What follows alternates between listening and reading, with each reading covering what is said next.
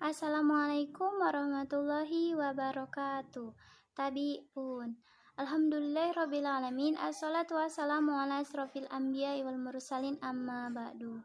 Perkenalkan, nama saya Sarwinda dengan NPM 2021020410 dari Prodi Hukum Tata Negara Fakultas Syariah UIN Raden Intan Lampung.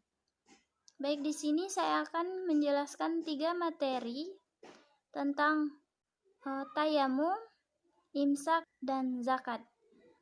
Untuk memenuhi ujian akhir semester dari mata kuliah fikih ibadah dengan dosen pengampu Muhammad Irfan SHI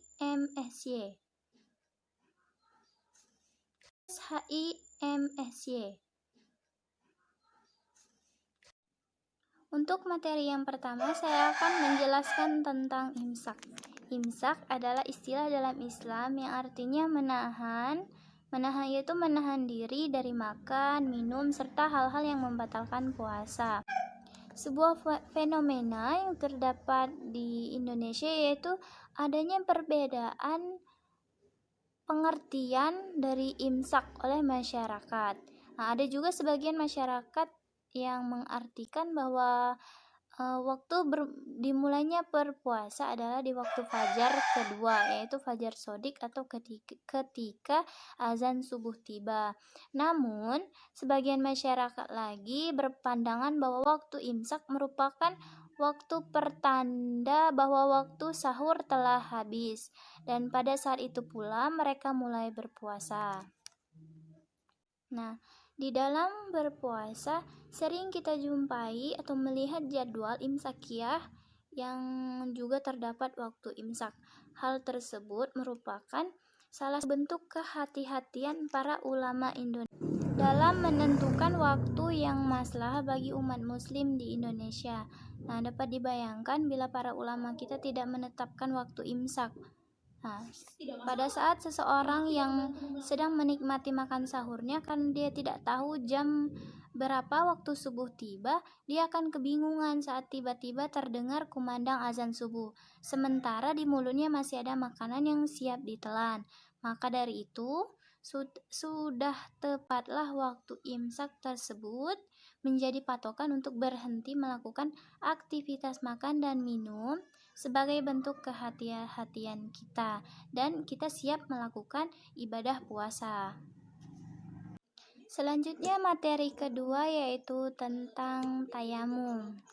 Nah, tayamum berasal dari bahasa Arab yaitu ta, ya, mim, dan mim, mengacu pada tindakan mensucikan diri tanpa. Selanjutnya materi kedua yaitu tentang tayamum. Nah, tayamum berasal dari bahasa Arab yaitu ta, ya, mim, dan mim, mengacu pada tindakan mensucikan diri tanpa menggunakan air dalam Islam, yaitu dengan menggunakan pasir ataupun debu. Nah, secara literal atau bahasa, tayamum bermakna al-qasas wa al-tawajjuh, yaitu maksud dan mengarahkan.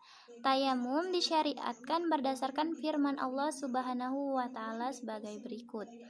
Hai orang-orang yang beriman, apabila kamu hendak melakukan sholat, maka basuhlah mukamu dan tanganmu sampai dengan siku, dan sapulah kepalamu dan basuh kakimu sampai dengan kedua mata kaki, dan jika kamu junub maka mandilah, dan jika kamu sakit atau dalam perjalanan atau kembali dari tempat buang air atau kakus atau menyentuh perempuan, lalu kamu tidak memperoleh air, maka bertayamumlah dengan tanah yang baik atau bersih. Sapulah mukamu dan tanganmu dengan tanah itu atau kakus atau menyentuh perempuan, lalu kamu tidak memperoleh air, maka bertayamumlah dengan tanah yang baik atau bersih. Sapulah mukamu dan tanganmu dengan tanah itu. Allah tidak hendak menyulitkan kamu, tetapi Dia hendak membersihkan kamu dan menyempurnakan nikmat-Nya bagimu, supaya kamu bersyukur. Quran Surat Al-Maidah ayat 6. Selanjutnya faktor-faktor diperbolehkannya tayamum. Adapun faktor penyebab diperbolehkannya tayamum secara lebih rinci, yaitu sebagai berikut. Yang pertama itu ketika tidak air atau ada air tetapi tidak cukup untuk bersuci. Kedua, dalam keadaan sakit atau terluka. Ketiga, karena keadaan yang sangat dingin dan kuat dugaan akan timbul bahaya jika menggunakan air. Dan yang keempat, jika ada air di suatu tempat tetapi ia khawatir terhadap keselamatan diri, kehormatan dan harta, atau ia khawatir akan tertinggal dari rombongan maupun kendaraannya dan sebagainya. Khawatir akan kehabisan waktu untuk menunaikan waktu sholat bila digunakan untuk mandi atau wudhu karena tidak ada alat untuk mengambil air seperti tali, timba, dan lainnya. Selanjutnya, tata cara tayamum. Tata cara tayamum adalah sebagai berikut. Yang pertama, meletakkan kedua telapak tangan ke tanah atau debu yang bersih. Yang kedua, meniup kedua telapak tangan agar debu tidak terlalu tebal. Dan yang ketiga, niat ikhlas dengan membaca basmalah. Dan yang keempat, mengusap wajah dengan kedua telapak tangan. Dan yang kelima, mengusap punggung kedua telapak tangan. Selanjutnya materi ketiga yaitu zakat. Pada setiap hari raya Idul Fitri, setiap orang Muslim, laki-laki atau perempuan, besar, kecil, merdeka, tua, hamba wajib membayar zakat fitrah sebanyak 3,1 dari makanan yang mengenyangkan menurut tiap-tiap tempat atau negeri.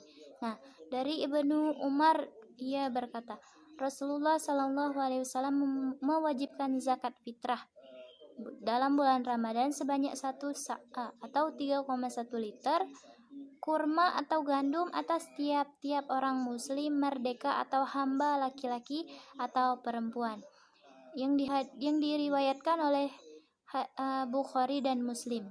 Dalam hadis Bukhari disebutkan mereka membayar fitrah itu sehari atau 2 hari sebelum hari raya. Dalil tentang kewajiban zakat fitrah.